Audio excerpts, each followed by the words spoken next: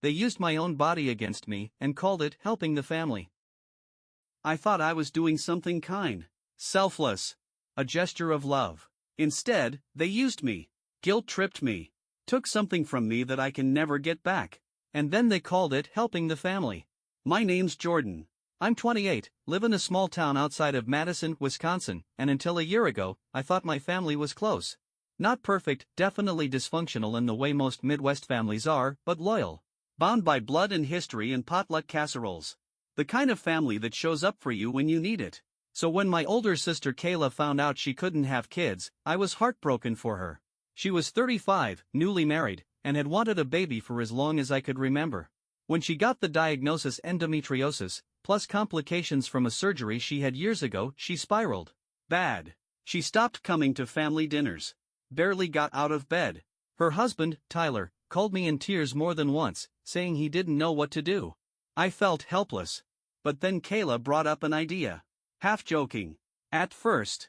You've always been so healthy. I mean, if we ever went the surrogacy route. She trailed off, laughed, changed the subject. But the next time she said it, she wasn't laughing. Neither was my mom. You'd be giving her the greatest gift, Mom said over Sunday coffee, like we were talking about loaning someone a winter coat. And it's not like you're planning on having kids anytime soon. I was shocked, flattered, terrified, and deeply, deeply conflicted. But the more they asked, the harder it became to say no. Kayla would cry when I hesitated. My dad said it would bring honor to the family. My grandma, who hadn't called me in months, left me a voicemail saying, "We all make sacrifices for the people we love." And I believed them. So I said yes.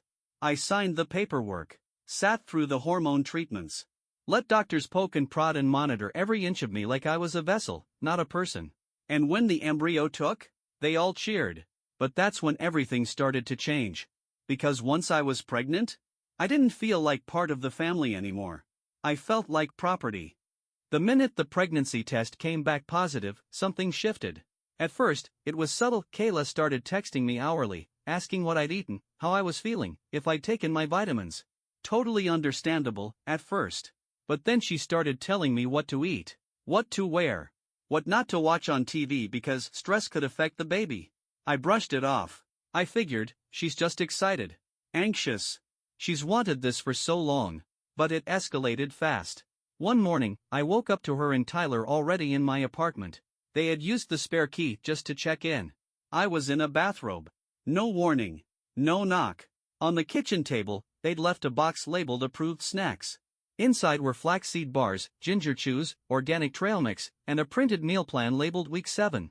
I was stunned. I laughed awkwardly and said, "You know I'm still a person, right?" Kayla just smiled and said, "You're our person." That should have been the red flag. It was the moment I stopped being Jordan and started being the incubator. By month 3, they were accompanying me to every appointment even when I asked them not to. Tyler would talk over me during ultrasounds. Kayla answered the doctor's questions like she was the one being examined.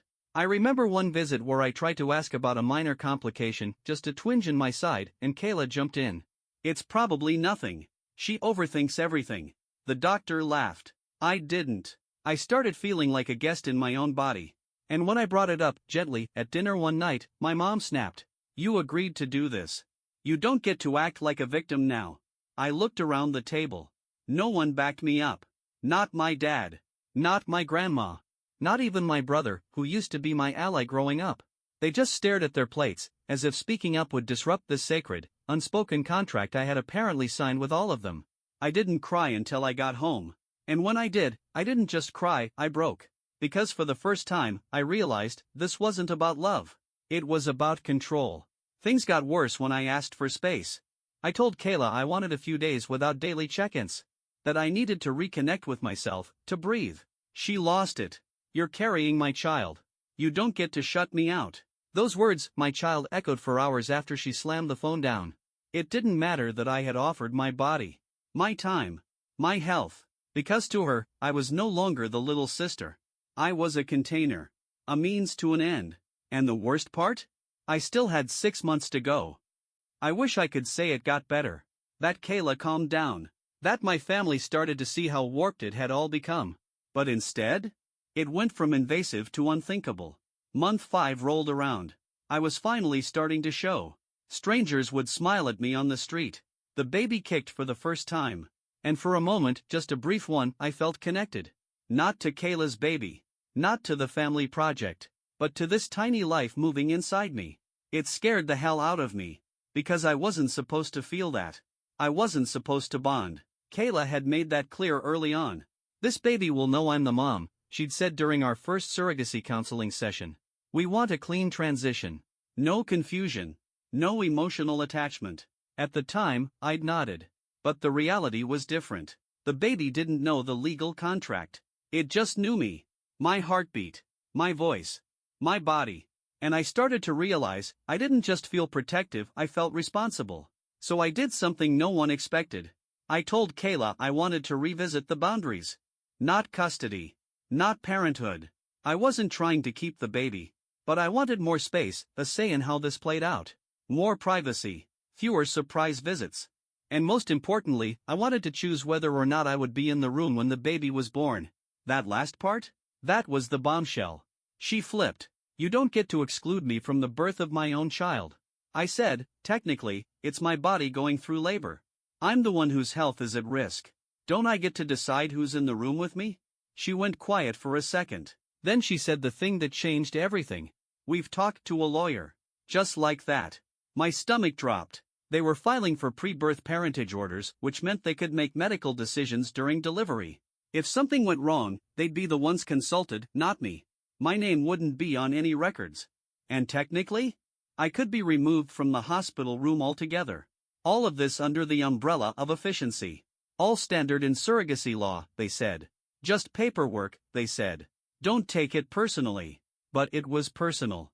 Because they were taking my body, my vulnerability, my humanity, and treating it like a transaction. And I finally realized. I wasn't just helping the family. I was being harvested by it. That night, I packed a bag. I didn't tell anyone where I was going. Not Kayla. Not my mom. Not my dad. I checked into a quiet Airbnb 3 towns over, turned off my phone, and stared at the ceiling wondering how I got here, pregnant, alone, legally silenced, and surrounded by people who claimed to love me while systematically erasing me. And that's when I decided. If they weren't going to protect me, I would. I didn't disappear. I didn't run away. But I did hire my own lawyer. Not to start a custody battle, not to steal the baby, as my family would later accuse, but to protect my rights. My voice. My medical decisions. My sanity. Because the truth no one wanted to say out loud was this. They weren't asking anymore. They were claiming. And I wasn't going to let them. The first thing my lawyer did was pause the pre-birth parentage order. He explained that in our state, surrogacy isn't one size fits all. The intended parents can't just bulldoze the surrogate's rights, even if everyone signed on the dotted line. And guess what? Now that I had legal counsel, they couldn't touch me. When Kayla found out, she called me sobbing. You're ruining everything. You promised. I said. No. I offered. You pushed. She hung up on me. 2 hours later, my mom left a voicemail that started with, I don't even recognize you anymore, and ended with, you're going to regret this. But here's the thing, they were finally seeing me not as the good daughter or the helper, but as an individual. Someone with a spine. Someone who wasn't going to keep swallowing pain and calling it loyalty. For the next few months, communication ran through the lawyers. No more drop-ins. No more group texts about baby names. I went to appointments alone. Paid out of pocket for therapy. Built a tiny, quiet world where I wasn't a character in their story, I was writing my own. And when the day finally came, I gave birth in a hospital an hour away. On my terms. I allowed Kayla and Tyler to be there after. After the pushing. After the tears. After the doctor handed me the baby for one small, sacred moment. I held her just once and whispered, I hope you never let anyone take your body from you. Then I handed her over. And I walked away. Not because I didn't love her. But because I had already fought so hard to love myself. That was 9 months ago. I haven't spoken to my sister since. My mother still sends emails I don't open. My father pretends none of it happened. And the extended family? Split. Half of them think I'm selfish. The other half think I'm brave. But here's what matters. I sleep at night. I eat without a knot in my stomach. I laugh again. I breathe in full, unburdened breaths. And I know without question that I did the right thing. Because helping the family should never mean destroying yourself. They used my body. They used my kindness. They wrapped manipulation in the language of duty. But I'm done being the girl who quietly breaks to keep the peace. Next time someone asks me to bleed in the name of love, I'll hand them the knife and ask them to go first.